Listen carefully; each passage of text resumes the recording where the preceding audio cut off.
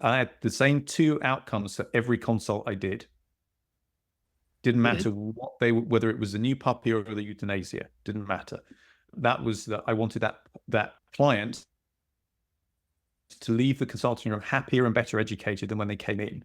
And by happier, I didn't necessarily mean smiling, laughing, joking. They might be in tears because they've had a euthanasia.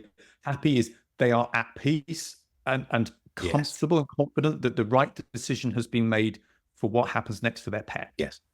Happiness, that there should be content, shouldn't it? Correct. Yes. Yeah. For me, the word was happy, but it had loads of meanings. You're absolutely right. But again, so that's also a really good trigger for reminding you that for that to happen, your focus has to be on the client. You can't be in your own head. If you're in your own head, you're not operating on all cylinders. Okay. If you're in your head, it prevents your heart from connecting.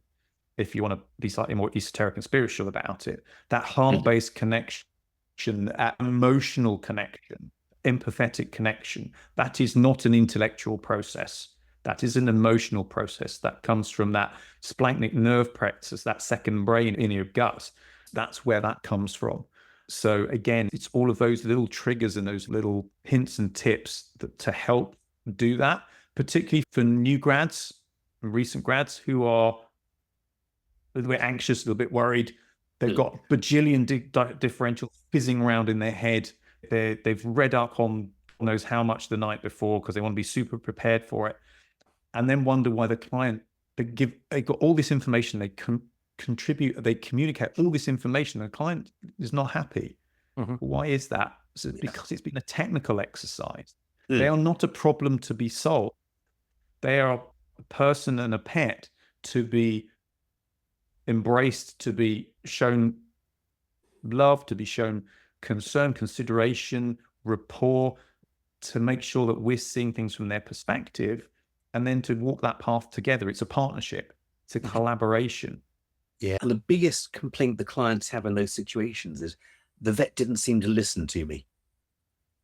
They seemed to know the problem or my pet better than I did. They didn't listen to what I had to say. And it's absolutely that. It's the listening. That's so important. It's active listening. And also it's making sure that the owner is content and has taken things on board without necessarily saying in a very repetitive way, did you understand what I said? Because that can be not repetitive. It can be very unfortunate, can't it, for the owner to go away thinking that the vet didn't think I was intelligent enough to understand my dog has fleas. And that's something that comes with experience, or rather that can come with experience. Not always, but can come with experience. And it's difficult to teach a new grad.